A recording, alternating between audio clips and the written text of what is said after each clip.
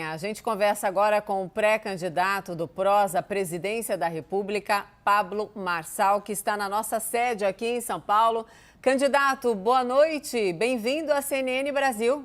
Boa noite, Mona Lisa. Boa noite a todos aí que acompanham a CNN Brasil. Para mim é uma honra estar aqui. Obrigado pelo convite. Muito obrigada, a honra é toda nossa em tê-los aqui.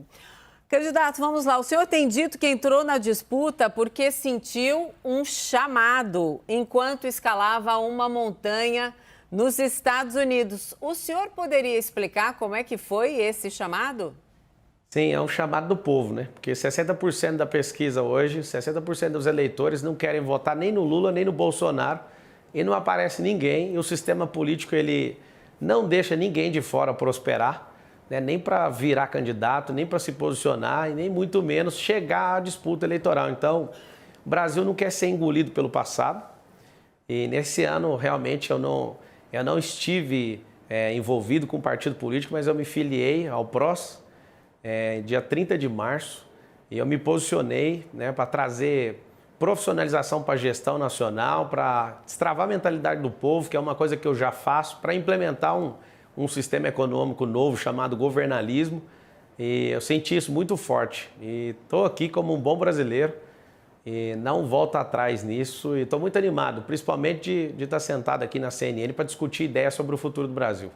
Mas como assim um chamado muito forte? Foram mensagens que o senhor recebeu, algo que o senhor sentiu? Tem alguma coisa sobrenatural nessa história? Fiquei curiosa. Tem algo sobrenatural. O Brasil é o país mais rico do mundo, só que com a mentalidade de escrava. Então, uma das coisas que você nunca viu, Mona Lisa, um pré-candidato ou os quase 40 presidentes que já tivemos aí no Brasil, ninguém nunca discutiu sobre a mentalidade do povo.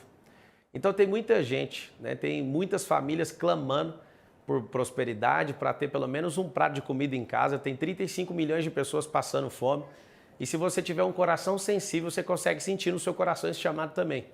Esse é um tempo da gente não deixar o futuro ser engolido pelo passado. O Brasil não foi condenado a ter Lula e Bolsonaro como presidentes. A gente já conhece o modus operandi dos dois. Nenhum dos dois consegue levar a gente para o próximo nível.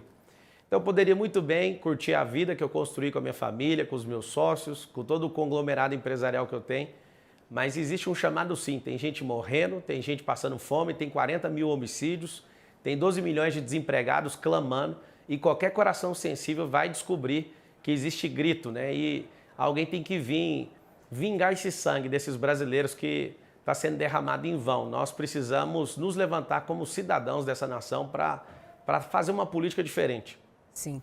Candidato, o senhor disse então que sentiu esse chamado durante uma escalada nos Estados Unidos.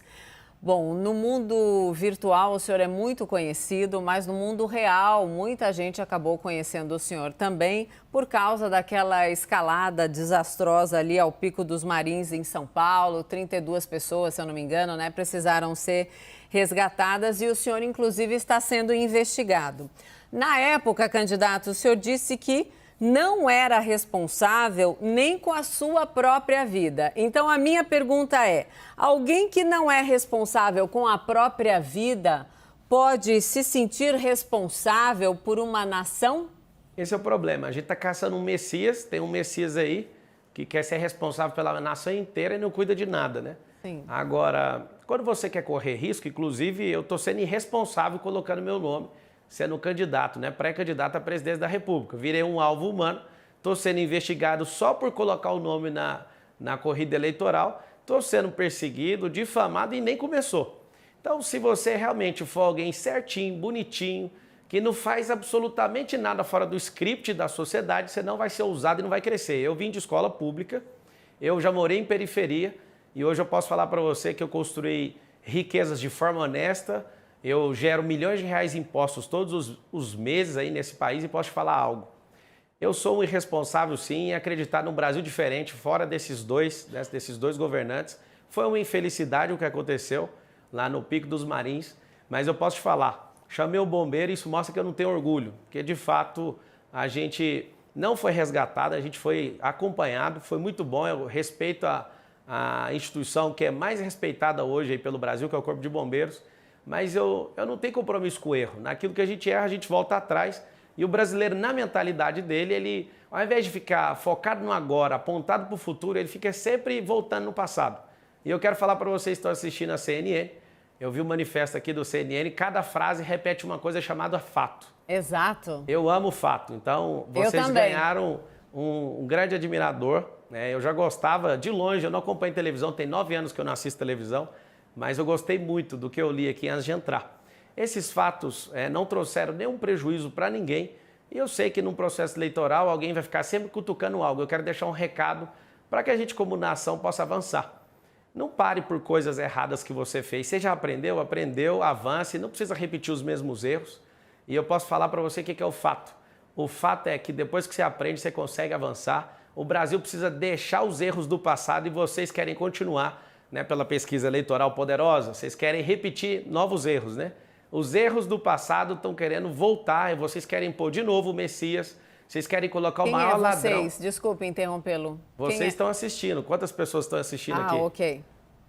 Pela sua manifestação, agora eu fiquei até alegre. Você não é uma pessoa que quer repetir esse erro, pelo jeito, né? Desculpa aí a Jamais. Não, todos nós cometemos erros, né? Mas é do ser humano atento aprender, né? Com os erros, sem dúvida. Mona Lisa, existe e não repetir, né? Sim, existe a diferença de erro e de fato. E uma das coisas que você vai perceber do meu nome, né? Da disposição minha, da energia minha humana que eu estou empregando para levar o Brasil para uma próxima rota, né? O presidente é um cargo solitário. Ele, apesar de conseguir nomear 18 mil pessoas, ele é uma pessoa solitária na República de 3 poderes. Mas eu vou te falar, você nunca viu na história alguém querendo, de fato, libertar esse povo, né? Esse povo dessa ideologia maluca que o PT instaurou nesse país e quer continuar dando manutenção.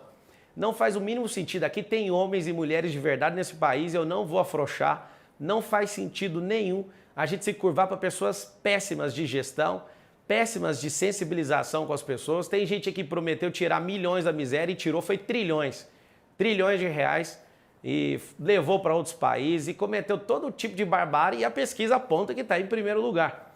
Então, assim, é um tempo da gente dar um basta, dar um chega nesses dois. E eu quero pedir para você o seguinte, olha os 10 pré-candidatos que estão aí à disposição.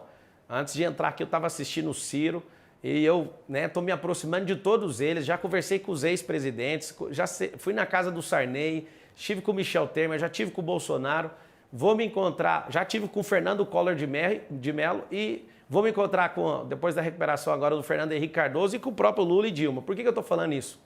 A gente tem que deixar essa ideologia de lado e aprender o que cada um fez de bom e o que cada um fez de errado. Então eu fiz 3 perguntas, Mona Lisa, para todos os ex-presidentes que eu me encontrei. O que você fez de errado, o que você fez de muito bom, o que você gostaria de ter feito que você não fez. Eles me responderam, foi muito proveitoso, consegui modelar coisas boas de cada um e perguntei qual que é o conselho que você dá para o próximo presidente do Brasil. E aí eu quero lembrar o conselho que o José Sarney me deu. Faça as pessoas voltarem a gostar de política. E aí eu peço aqui, faço um apelo para vocês. Não escolha candidatos agora. Quando a pesquisa eleitoral chegar em você, fala assim, ó, não decidi. Eu estou estudando a vida dessas pessoas, porque se o Brasil olhar todas as opções que ele tem, não vai votar nunca, nem no Lula, nem no Bolsonaro.